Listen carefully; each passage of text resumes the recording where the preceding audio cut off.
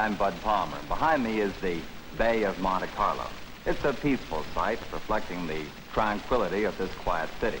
But for 1 week of each year for the past 19 years, this peace and quiet has been shattered by the roaring of racing cars entered in the Grand Prix of Monaco. It's about the only time the gamblers leave their tables to bet on men with such names as Hill, Bonnier, Jean de Bien, Trintignant, Von Trips, Moss, and Ginther. The Grand Prix of Monaco is the first of 9 Grand Prix races which count towards the World's Driving Championship, and I think it's a unique race. It's a wildly twisting course, 100 laps, 195 miles long. It's the only Grand Prix course which is laid out on the streets right in the heart of a city. And I feel it's a race which demands more from the driver than the car. And now here's a word of welcome from a former winner and marshal of the race, Louis Chiron. Thank you, Bob. Welcome to the 19 Monaco Grand Prix. We expect 30,000 people. That is only race on the limit of the city.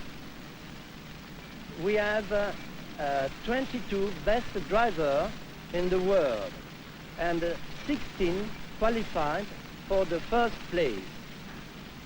I drove it this race and I won in 1931. I'm enjoyed. I hope to enjoy you too. Thank you very much. We'll continue with our sports spectacular after this message.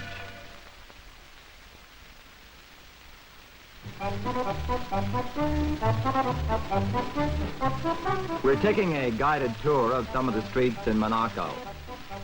Not to see the sights, but to get an idea of the circuit that 16 of the world's greatest race drivers will use as their course. This is the Boulevard Albert Ier, running along the end of the harbor at Monaco. The cars corner sharply, switching back.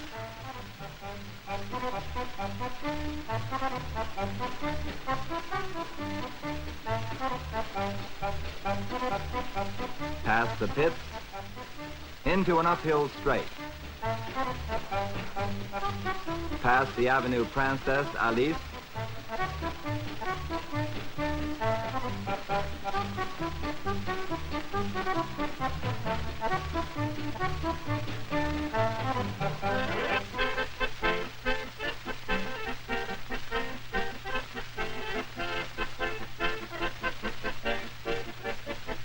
Flat out past the casino.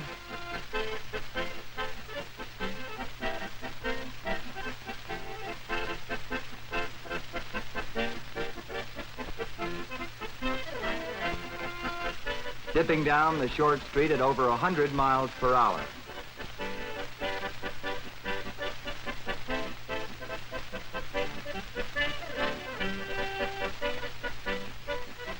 Turning sharply again. A downhill S-curve, past the railroad station at 50 miles per hour.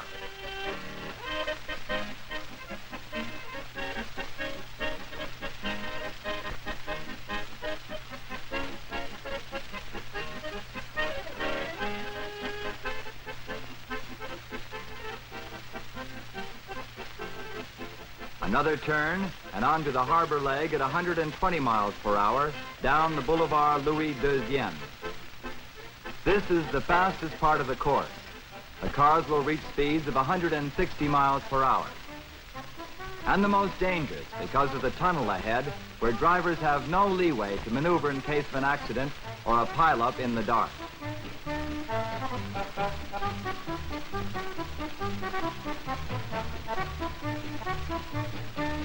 Past this downhill straight, the cars race into the famous chicane, where a few years ago, Albert Ascari lost control and dropped into the harbor.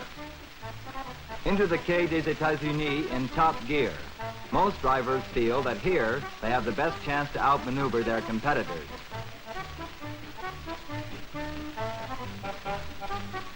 This is where in 1957, Sterling Moss and the late Peter Collins, trying to pass each other, crashed into the seawall. We've just completed the 1.9-mile course. The drivers will run it 100 times. Speed trial. The streets have been closed to all traffic except the race cars. 3 days of trials will determine the starting lineup. Race Marshal Louis Chiron, working against time, has to control the individualists that make up the driving team.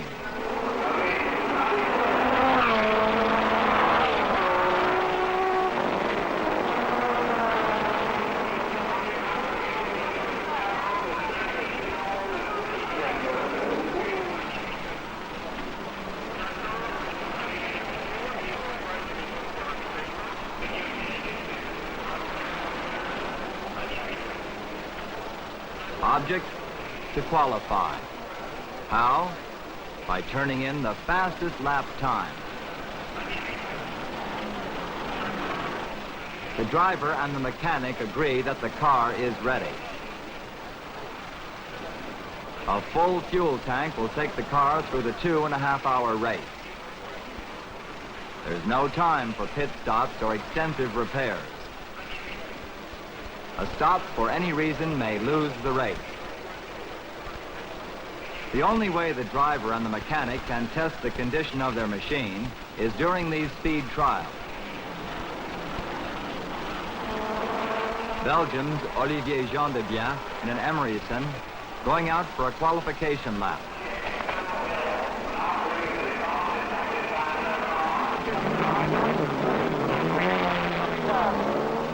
He's off.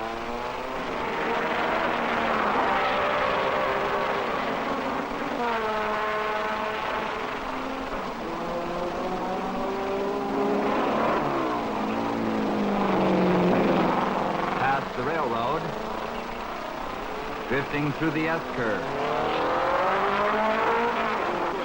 and completing his circuit. Trintignant ready to go.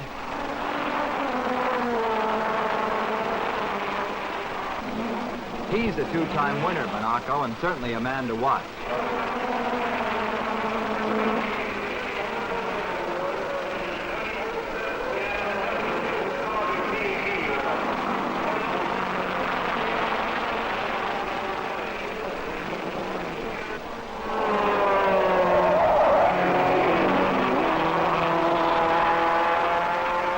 After completing a lap, his official time is recorded. As each driver moves out, the others watch to evaluate the competition. Comparisons are measured in fractions of seconds.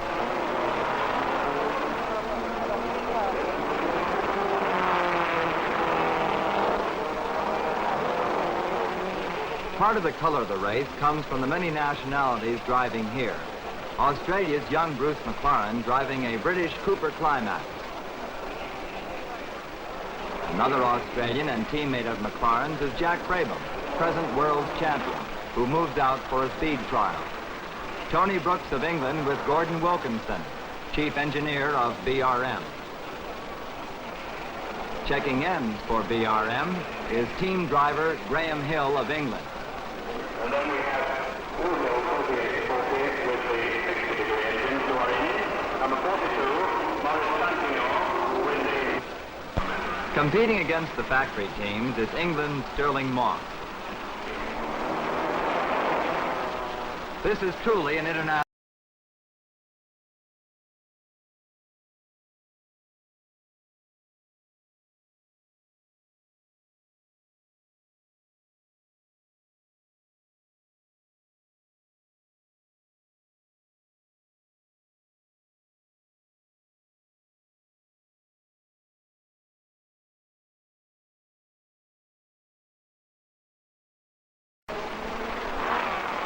And from Italy, the favorite, the Formula One Ferrari. The drivers, California's Phil Hill, Germany's Count Wolfgang von Trips,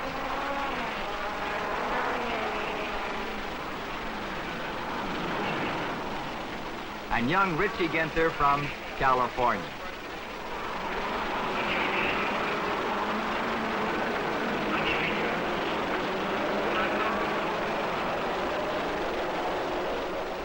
The speed trials continue. Each driver tries to improve his lap time to assure himself a place in the starting grid. There are 13 turns in the circuit, 90 gear shifts per lap, 9,000 in the 2.5 hour race. They travel at speeds that range from 160 miles an hour down to 20 miles per hour.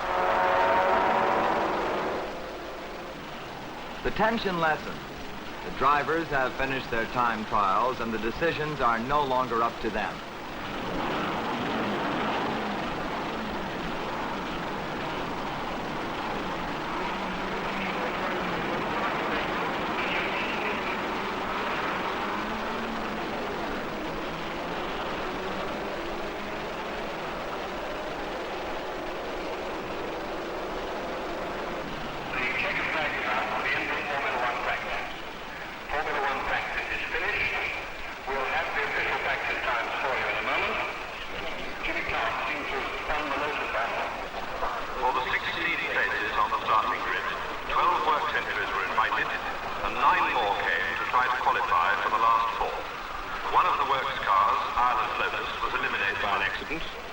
So 5 others qualified to make up the 16. The starting grid in full, starting from the slowest on the back of the grid, is as follows. At the back, number 24, world champion Jack Brabham with his Cooper. He only did one brief practice period and then flew back to continue his qualification trials for Indianapolis. Next up, number 42, Maurice Trintignant, Cooper. 32, Cliff Allison, Lotus. Number 8, Michael May with another Lotus. And then number 6, Hans Hermann Porsche. Number 22, John Surtees with the Yeoman Credit Cooper. Number 4, Dan Gurney's Porsche. Number 2, Joachim Bonnier from Sweden with his Porsche. And then number 16, Tony Brooks, BRM, on the outside of the third row. Next to him, number 26, Bruce McLaren with the Works Cooper. Number 40, Wolfgang von Trips with the Ferrari. Second row, number 38, Phil Hill's Ferrari. And number 18, Graham Hill with the BRM. And then on the outside of the front row, number 28, young Jim Clark with the Lotus. In the center of the front row, the young American, number 36, Richie Ginter, with the latest Formula One Ferrari. And in pole position, once again, after a brilliant lap in 1 minute 39.1 seconds, Sterling Moss himself with Rob Walker's Lotus. And that is the starting order for the Grand Prix de Monaco. We'll continue with our show, but first, this important message.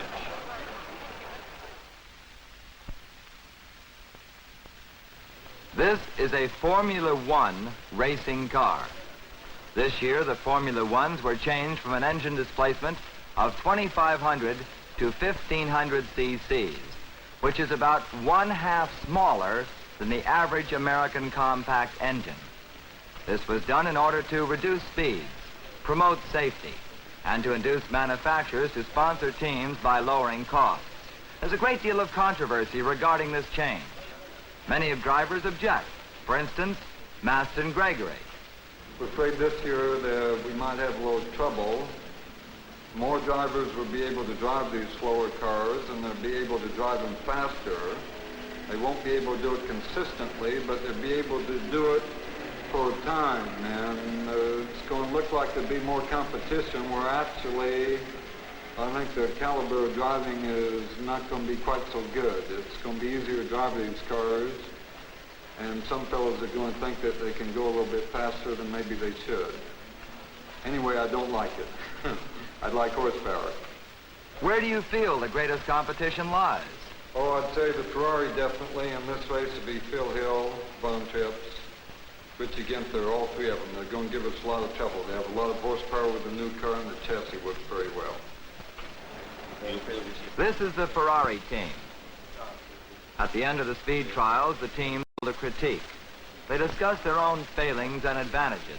And more important, they discussed the techniques and the cars of their opponents. Out of these talks, a strategy is developed, one that will see them through the race. The Ferrari is the favored car in this race, and with good reason. They have probably won more Grand Prix races than any other car in the world. 1:41:9, credo che sarà in questa linea, quindi in seconda linea esattamente, Bonnier va molto bene, e la macchina. I asked driver Phil Hill what his team talked about. Well, in general, about all we've talked about is how the other cars have gone in relation to our cars. And also, we've talked about what we think our own capabilities are. And we've had a few suggestions from the team manager as to what speeds we ought to try to do.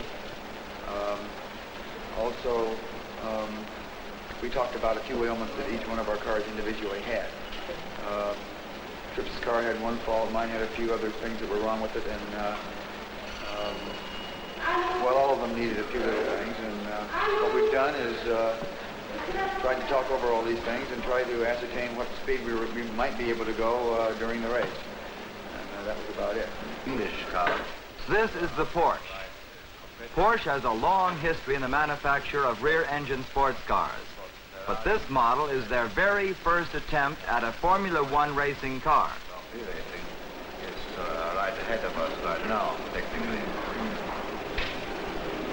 That might be what we're trying to catch them. I think the British cars are behind us. The cars experienced some problems during the trial runs, and a great deal of interest centers about its performance during the race tomorrow. I asked Joachim Bonnier to tell us a little bit about the car. Well, we've been discussing before the Grand Prix of Monaco, which is due to be held tomorrow, what we found out after practice today with our Porsches. We got a few new things on the cars, particularly the engine, and also the front suspension is brand new. The engine is now fuel injection and it's been working very well indeed, much better than we hoped for.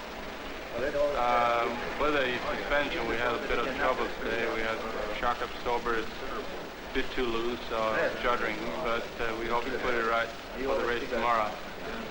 Also, for the future, we hope to be up with the Ferraris. That is engine-wise, they're definitely ahead of us right now. And chassis-wise, the English might be ahead of everybody. Obviously, they don't have the engines that the Ferraris have, and I think also our engine right now is slightly ahead of theirs. But very shortly, I hope we'll be able to beat them in the Grand Prix circuit.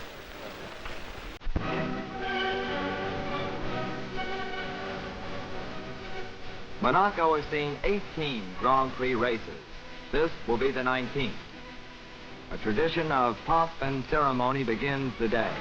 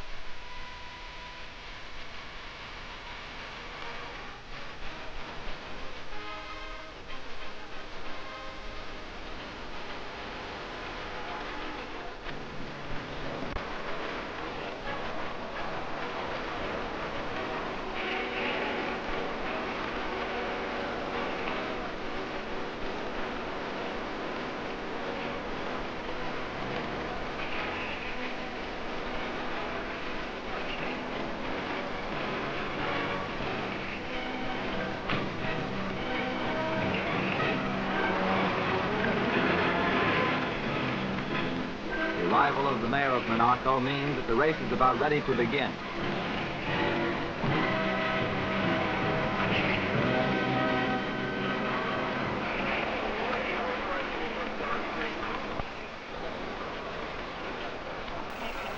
There's a sense of anticipation in the crowd in these last few minutes before the race. Last-minute adjustments are made. The expected tensions of the drivers are hidden underneath a much too obvious calm.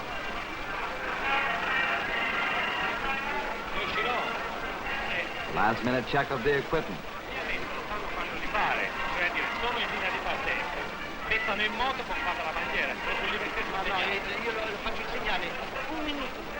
A last-minute look at the cars.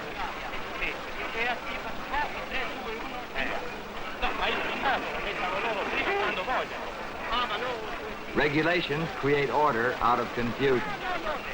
Un minuto e non parla, e la macchina non parla. Nessuno non deve partire, è lui che deve partire. Nessuno non deve partire. Che si può spingere dopo. No! Drivers, will you please meet in front of Monsieur Chiron, the director of the race. Drivers, please come up. Monsieur le conducteurs, venez joindre. Monsieur Chiron, la course qui aura la ligne de départ. Fellows, let's get this race going. The drivers are called together for a last-minute briefing. Pour la première fois dans les annales des courses automobiles, c'est un ancien débat sur cette délicate tâche est confiée. Je vais m'employer devant eux. Je compte sur vous.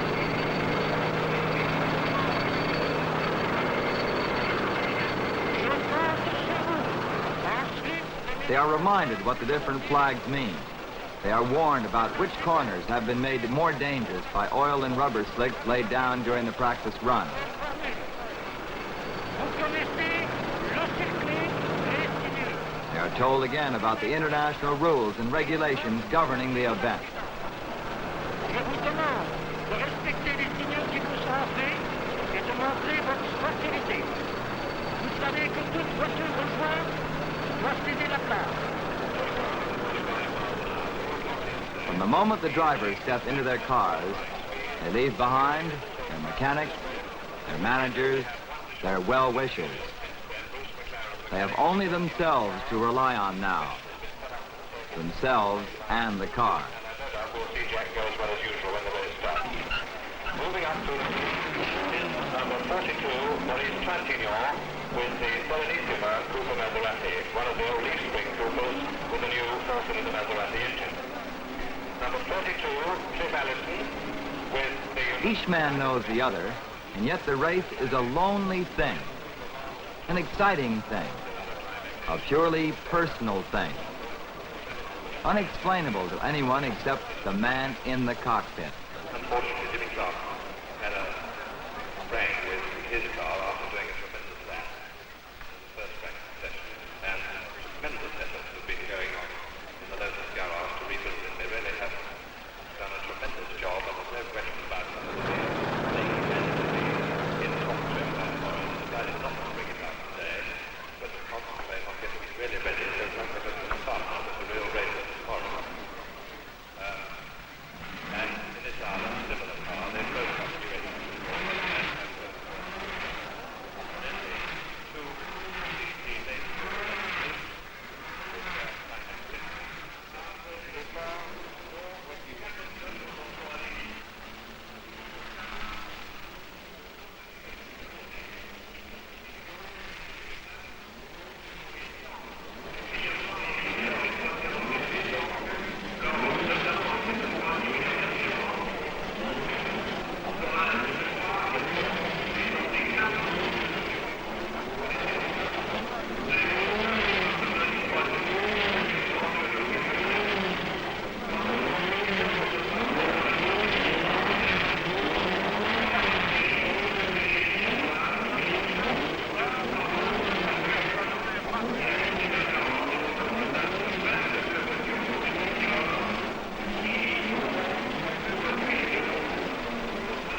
Countdown starts.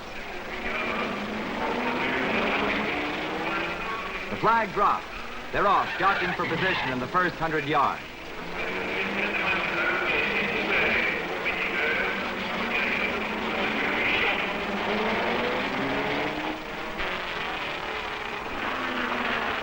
At the first turn, Ginther in number 36 has the lead.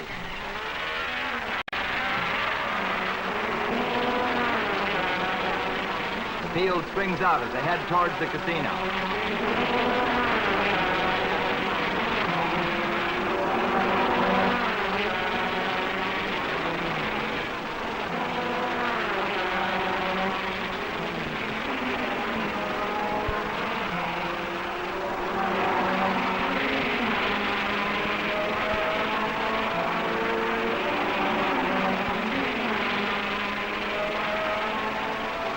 station turn is Ginther, Moss, Bonnier, Herman, Graham Hill, McLaren, and Phil Hill.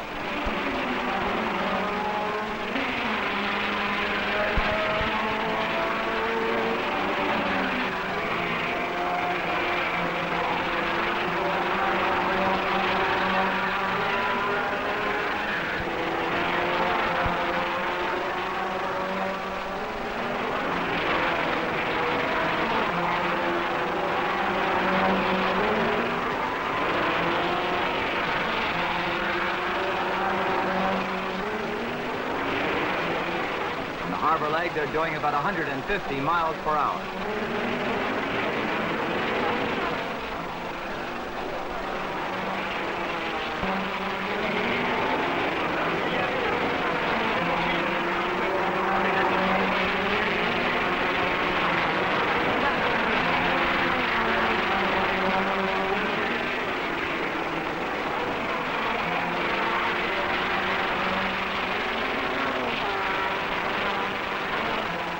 At the end of the first lap, Ginther is leading Moss by 5 seconds.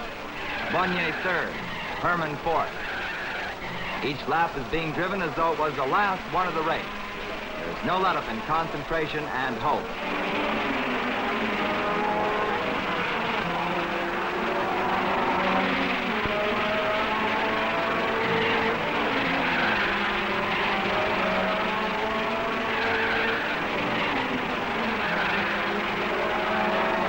Ginther has a lead of 6 seconds now.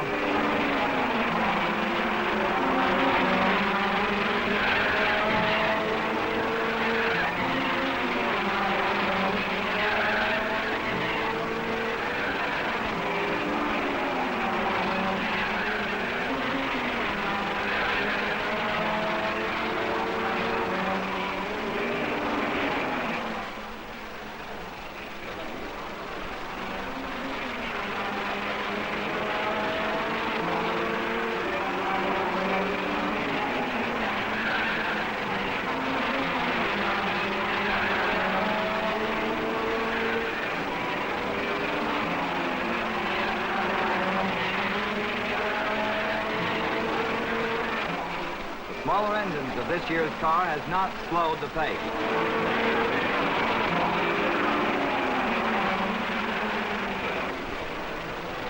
Laps are being made in 1 minute and 37 seconds, faster than any previous year. We'll be back in a moment after this brief pause. Spectators crowd windows of apartments, balconies of restaurants for vantage points to watch the flying cars. Former heavyweight champion Ingemar Johansson on the left is a real fan. The road is sanded to soak up oil lost from cars. Hans Hermann's Porsche drifts around the station corner.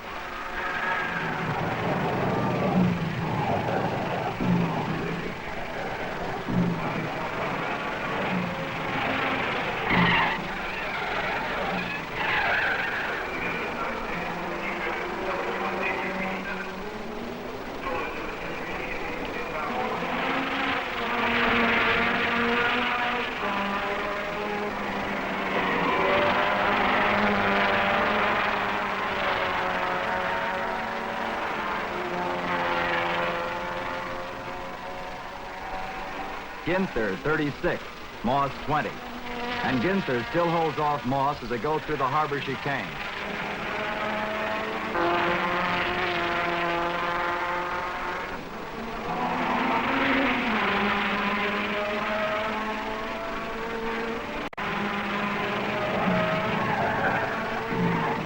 Less than 5 seconds separate the leaders. Ginther, Moss, Bonnier.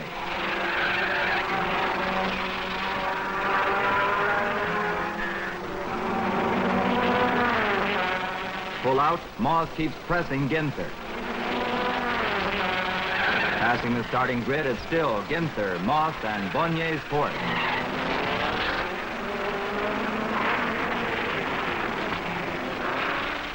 Moss pushes, trying to force Ginther into an error.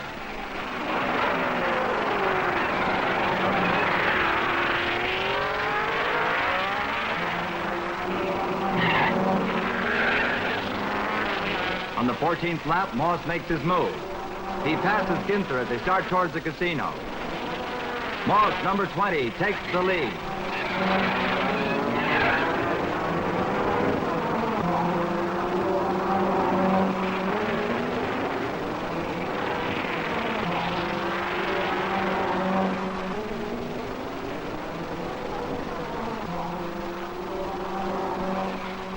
Moss, lying by the waterfront.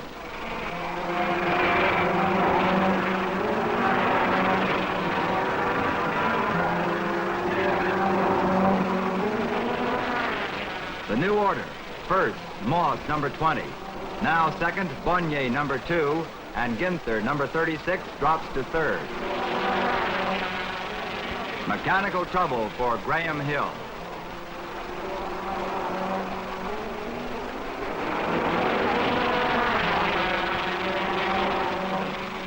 World champion Jack Brabham, number 24, in the pits.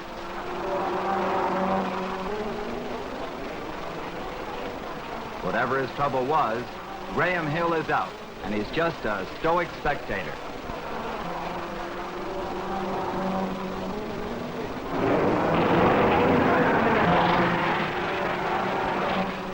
There goes leader Moss. Phil Hill is now second, having passed Ginther and Bonnier.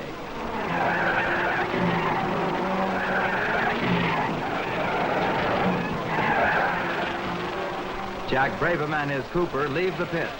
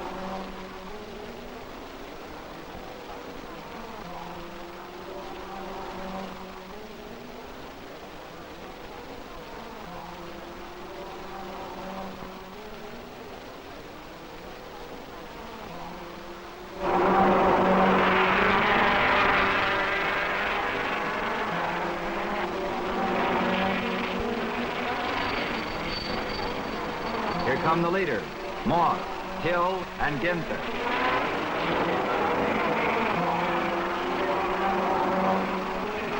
But where is Bonnier's Porsche? Jacques Bonnier's Porsche is finished. Bonnier runs back to the pits. He's unable to fix his car.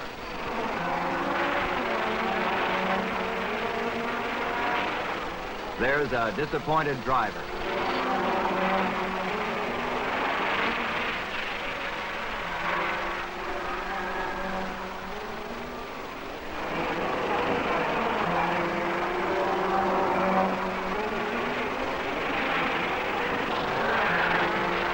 It's a three-car race now. Moss in the Lotus, followed by Hill and Ginther in Ferrari.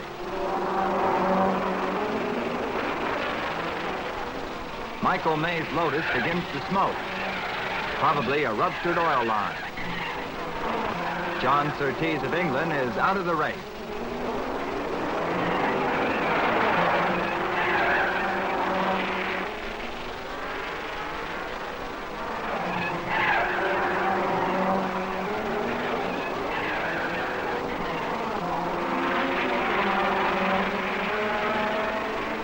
Michael Mays has to drop out, leaving 12 in the race. Jim Clark, number 28, signals that he's pulling in.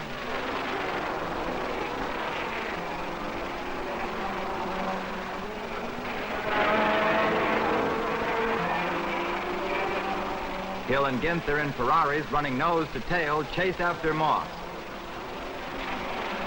Ginther seems to have the faster car. It appears he could pass Hill.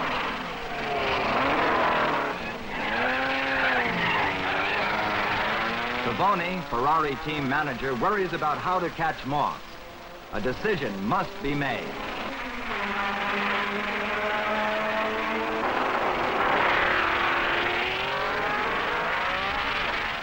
Signals are given to the Ferraris on the 73rd lap.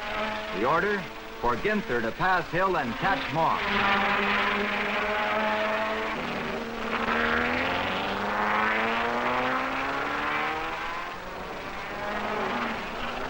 Ginther passes Hill according to signal and moves into second place.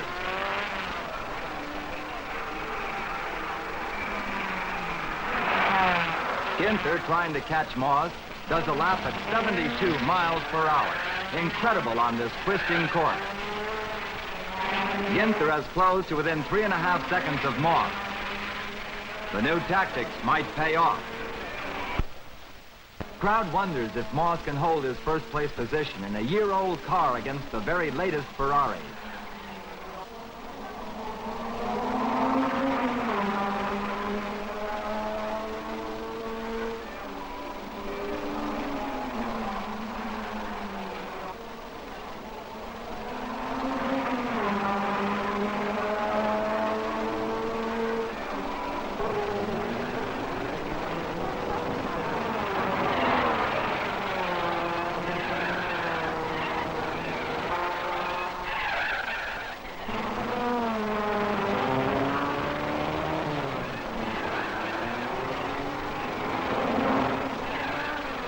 Ginther, driving on the edge, slams to within 3 seconds of Moss.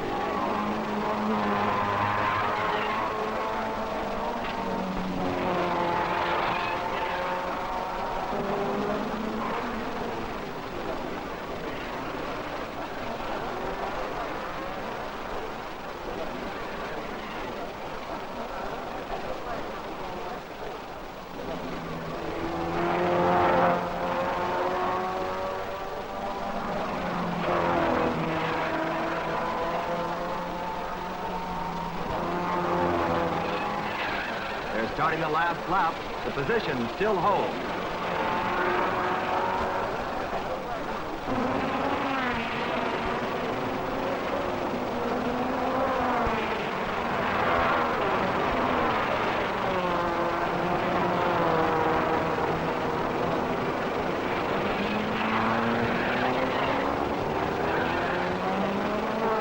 Moss. Ginther matching Moss's record lap time, but still behind.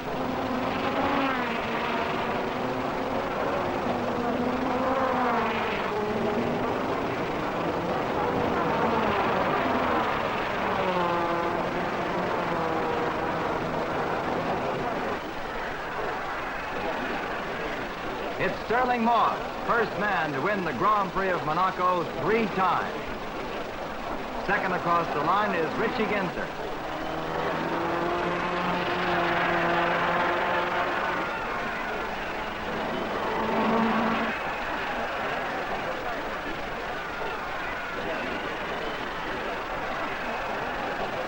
The car still looks fresh. The driver shows obvious signs of strain, heat, and hard work. The 195-mile race was driven at an average speed of 70 miles per hour, the fastest ever for Monte Carlo. Richie Ginther's second place showed that the young Californian can hold his own with the world's best. I didn't go any faster than I was going, and they tried to make me go. Richie was sitting behind me for hours. He could go much faster than I could. I kept waving for him to make him go by. No, they wouldn't let him go by. So finally, when he went by, he went away like a rocket. He was right after most of the came by. But he didn't get it.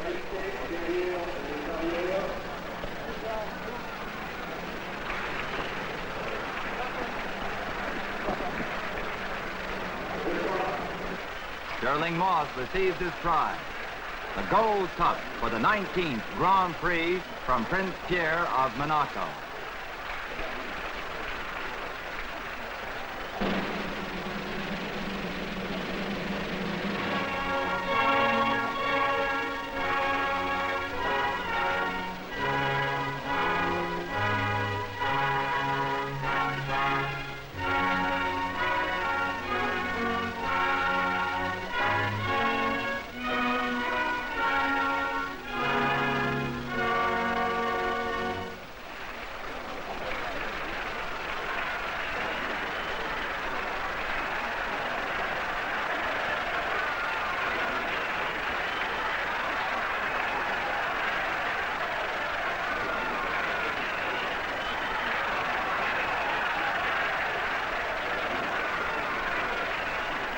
Sterling Moss has one more lap to make. A victory drive around the circuit to take the cheers of the crowds for a victory won by 3 seconds and 15 years of racing experience.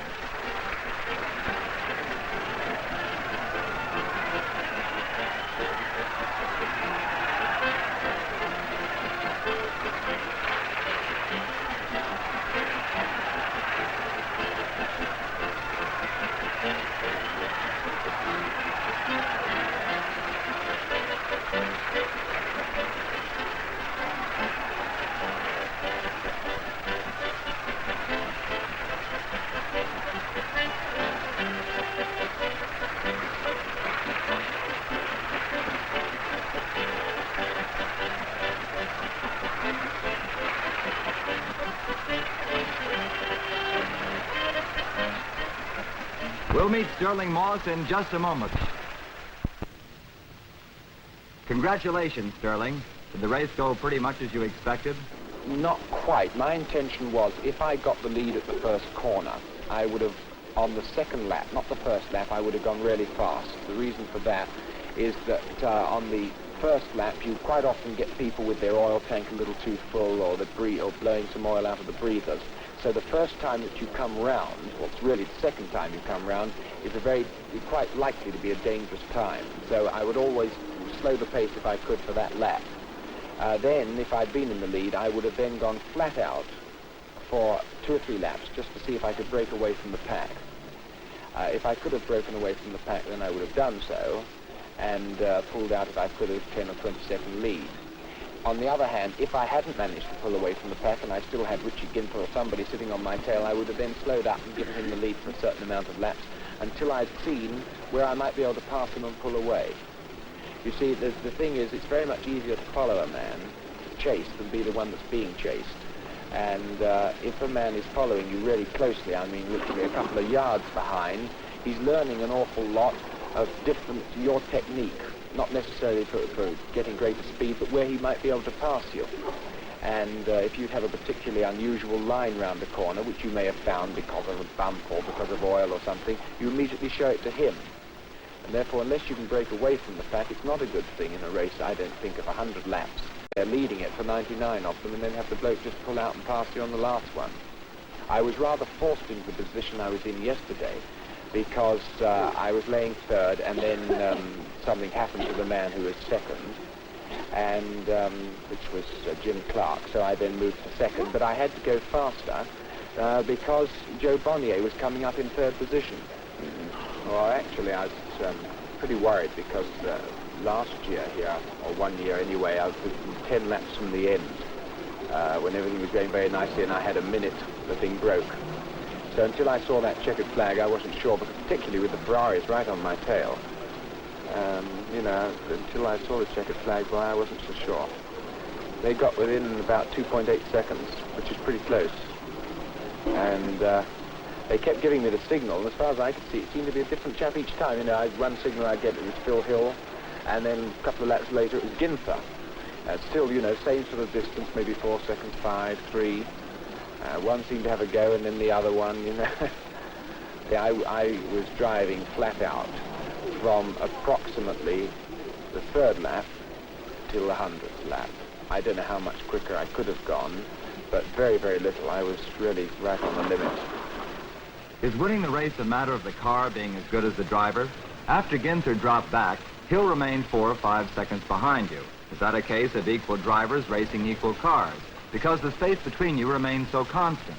Well, it is, in racing, it's difficult for people to understand, but 1/10 of a second, if you're right on the limit, is very difficult to find.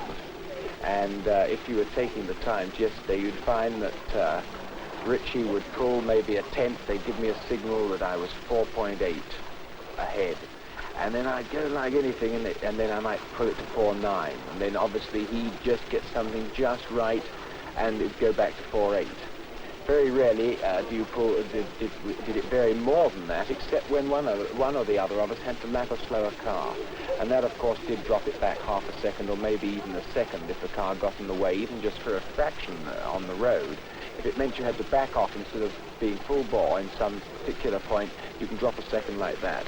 But when the road is clear and you're right on form, a 1/10 of a second is quite difficult to find. Well, the Grand Prix of Monaco is now history. Peace and quiet have returned to Monte Carlo. The cars and drivers have moved on. This was the third Grand Prix of Monaco victory for Sterling Moss, but he has yet to win the world's driving title. Some people say that he's too hard on cars and that a short course like this one was made to order for him. I don't know, but I do know that after the Grand Prix of Monaco victory, Sterling Moss is the man to beat. I'm Bud Palmer saying so long.